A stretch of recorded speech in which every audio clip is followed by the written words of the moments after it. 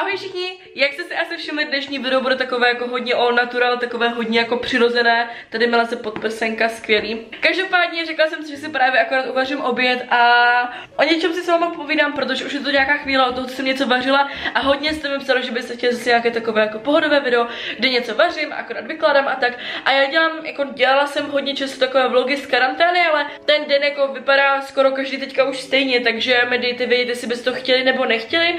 Každopádně je pár nových věcí, co se mě týká, mám nějakých pár nových plánů, takže dneska si můžeme udělat takový jako pohodový vařící den spolu a probrat tady ty věci. Takže pojďme se na to podívat. Jo, a řekla jsem mimochodem, že vařím Bumbo Nambo.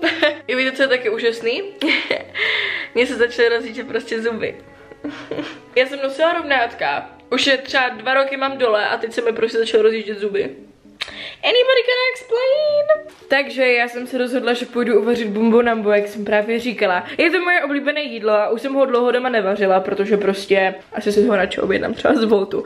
Ale řekla jsem si, že dneska na to mám chuť, včera jsem se nakoupila nějaké věci na to, takže tady společně uvaříme. Navíc jsem psala můj vietnamský kamarádce, ať mi dá nějaké tipy, jak to udělat ještě lepší doma, takže to jdem zkusit. Pokud jste viděli moje první video, kde jsem zkoušela Bumbo Nambo, tak asi víte, nudle se mají položit jakoby do vlažné vody 20-30 minut. Já jsem se ptala právě kámošky, která je Vietnamka, takže to dělá jako doma furt, a říkala, že mám dát do teplé, takže to zkusíme do teplé. Naprosto se přiznám, že jsem zapomněla, z kterých nudlí jsem to dělala, ale máme doma tyhle ty růžové, jsou takové, myslím, že tenčí než jako obvykle, ale udělám to z nich. A už to zase bude Bumbo Nambo gone wrong. Takže koupila jsem si hovězí, koupila jsem si tyhle hovězí zadní falešná svíčková plátky.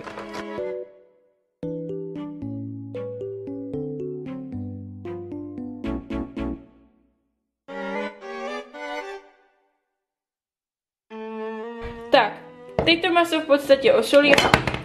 Yes.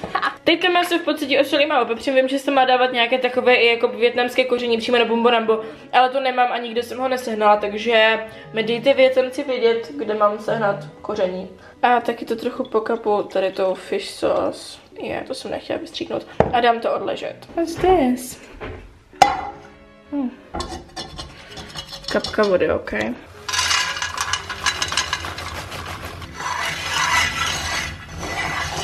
Takže teďka půjdu nakrájet zeleninu, nakrájím okurek, nakrájím mrkev, nakrájím koriandr a potom tu mám tady tyhle ty mungo klíčky, které jsem právě minule neměla a konečně mám. Kupovala jsem je teďka v asijském obchodě, pokud se z Brna, tak vedle Letma je úplně úžasný velký asijský obchod a mají tam všechno. Takže tyhle ty mungo klíčky jsem koupila a taky jsem tam koupila právě tady tenhle ten jakoby svazek toho koriandru.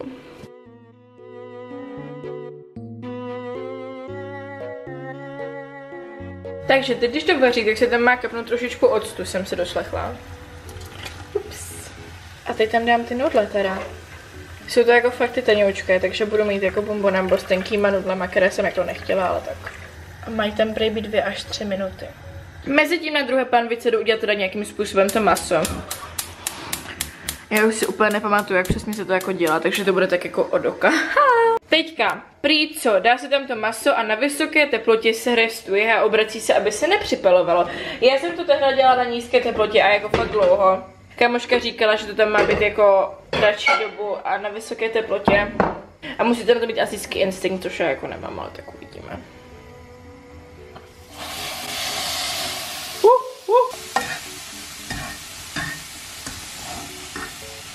Tady jsem si v podstatě nakrájela česnek, normálně tam dávám jako nakrájenou mrkev, ale teď tam dám takhle jako nastruhanou. Teď tam přijde rybí omáčka. A zalije se to horkou vodou.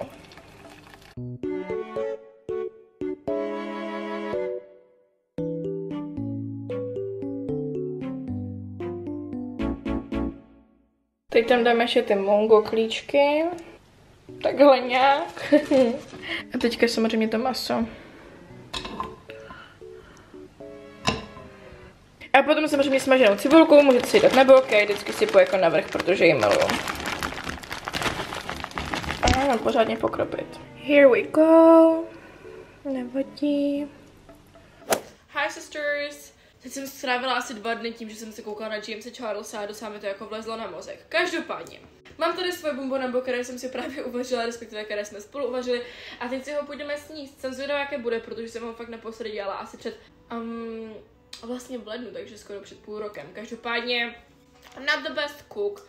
Uvařila jsem to pro sebe, vy to jíst nemusíte.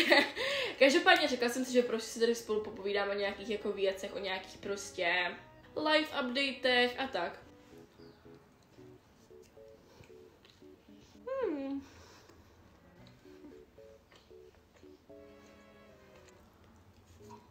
Ale mám to málo mokré, jdu to zalit.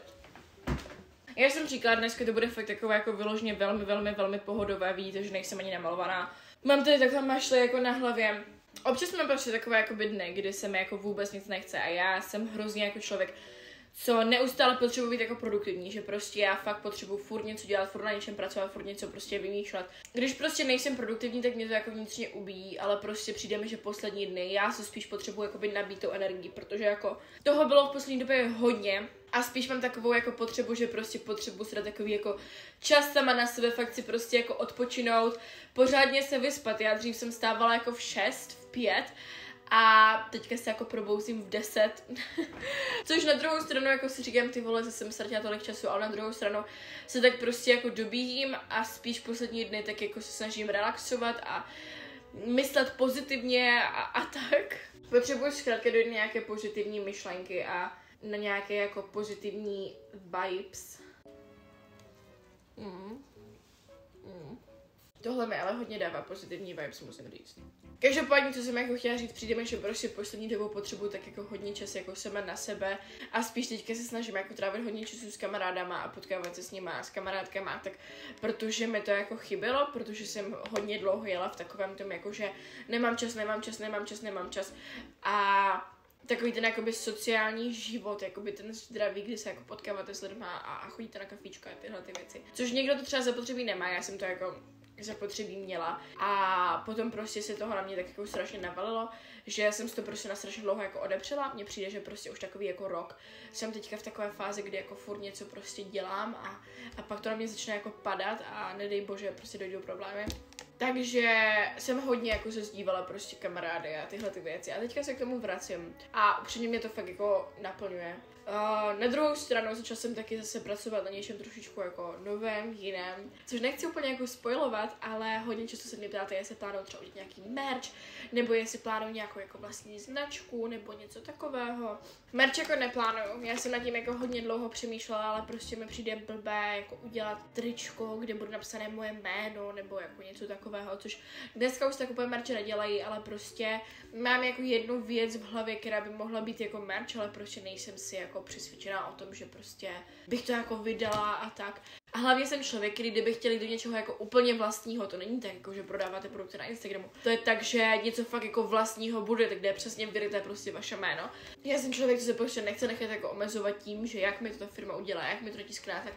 Takže by to bylo jako mnohem víc práce, protože bych se všechno musela zžívat sama a upřímně na to teďka jako nemám takovou kapacitu. Ale něco přichází. Plánuju teďka něco, dávám takové jako indicie a můžete jako hádat, o co jde. Každopádně jsem se pustila do něčeho, co prostě bude teoreticky jako můj vlastní produkt, bude teoreticky jako moje vlastní značka. A teďka jsme na takových podle mě 40%.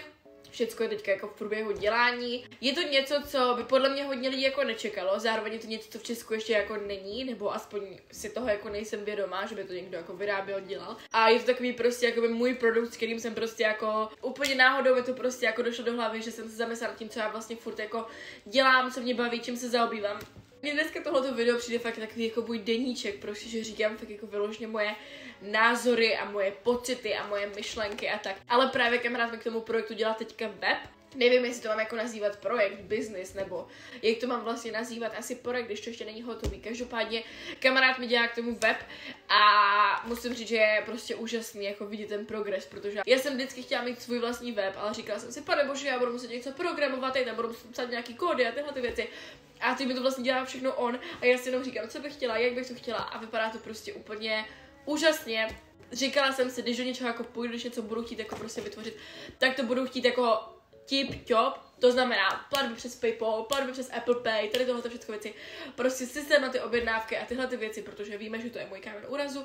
Každopádně vypadá to perfektně, vypadá to fakt perfektně. Momentálně jakoby stále pracujeme teda na tom produktu, co to vlastně bude, nebo co to jako nebude. Určitě v blízké době něco čekejte. Nechci to úplně vyspojovat a říct jako o co jde a z jakého odvětví to je a tyhle ty věci, ale je to hodně něco fakt jako mě blízké. Myslím si, že když se na mě jako podíváte a kouknete a zamyslíte se, tak vám to jako dojde, o co by mohlo jít. Takže vaše tipy hledám v komentářích a budu se těšit, co vás třeba napadne. Očekávaný launch, respektive to, kdy to chci vydat, by měl být 18. června. Já nechci prostě říkat, bude to 18. června nebo bude to tolikátého, protože se to může ovlivnit strašně moc věcma, ale očekávaný launch, kdy já to chci vydat, tak je 18. června, kdy já mám narozeniny, takže to bude takové jako moje blíženecké miminko. Každopádně je to očekávaný launch, fakt to jako nechci vydávat později, protože chci, aby to bylo fakt jako v té Gemini season, jako možná to ode mě zní jako šíleně, ale fakt chci, aby to bylo v té blíženecké sezóně. Takže 18. června je očekávaný jako launch toho, kdy já to chci jako všechno zveřejnit, vydat, pustit do světa.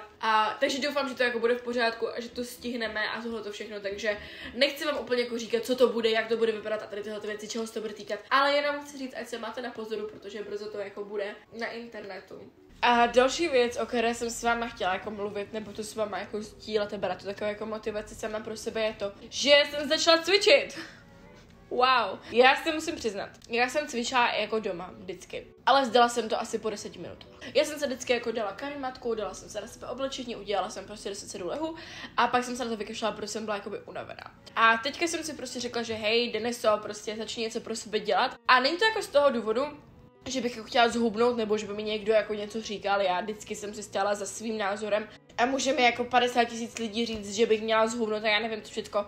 A at the end of the day vždycky na to mám názor takový, jaký mám a pokud já se cítím dobře, tak jakoby nebudu to měnit. Ale dospěla jsem do takové jako fáze, kdy prostě se necítím úplně prostě dobře a není to asi ani tím, že bych jako nějak přibrala nebo prostě karanténa a tohle, ale že prostě mi fakt jako chybí pohyb, protože já jsem dřív, třeba v roce 2017 a chodila do fitka často, fakt jsem jako chodila hodně často. Pamatuju si, že jsme s kamoškou kolikrát nešli ani na poslední hodiny a šli jsme do fitka. Teď už já ani ona na té škole nejsme, takže dobrý. Každopádně fakt mě to hrozně jako bavilo a fakt jsem jako chodila a bavilo mě to, hodně jsem tam často ráda chodila. Tak prostě jsem to teďka asi 3 roky prostě nedělala. A říkala jsem si, jak hrozně mi to chybí a jak hrozně ráda bych do té posilovny chodila, ale prostě na to nemám čas.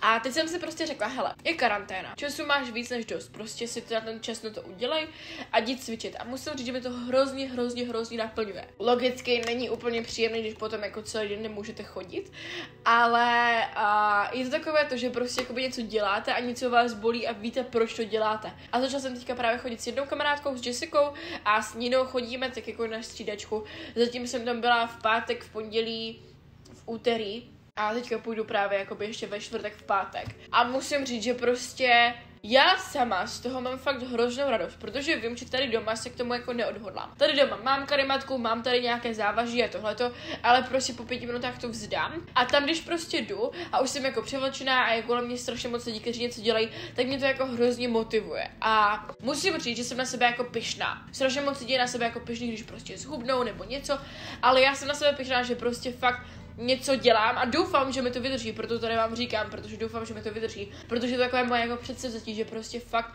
bych pro sebe chtěla něco dělat, celkově proto, aby se jako moje tělo samo cítilo dobře, protože já jsem vždycky jako byla spokojená, ale prostě poslední dobou, jak jsem prostě zavřená jenom v té karanténě, tak už jako jsem si řekla, že se necítím úplně spokojená, že prostě potřebuji jako něco dělat a tak. Takže to jsou takové jako moje postřehy, novinky, nevím co všechno z mého života. Chtěla jsem to udělat takové jako vyloženě hodně chillové a zkrátka se s vámi popovídat a nějak se jako sama vyspovídat, takže do komentářů mi určitě můžete napsat, co typujete, že ten produkt bude a co třeba pro sebe vy se začali jako dělat v karanténě. Já třeba jsem se odhodlala chodit do posilovny a to jsem tam 3 roky nebyla, takže docela dobrý.